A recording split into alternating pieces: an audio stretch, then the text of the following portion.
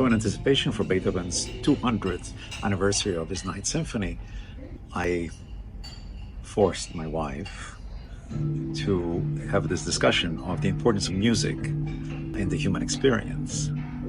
If an extraterrestrial were to land tomorrow, one of the first questions I would ask them is, do you have music?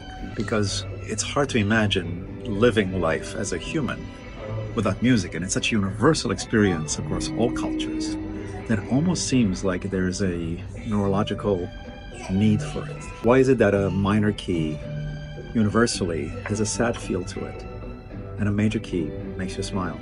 There has to be a very deep neurological explanation for this, and yet we still don't know why. So as Beethoven's Ninth Symphony is being played for the 200th year in a row, I often think how wonderful it is that our brains are wired in such a way that we can actually appreciate music.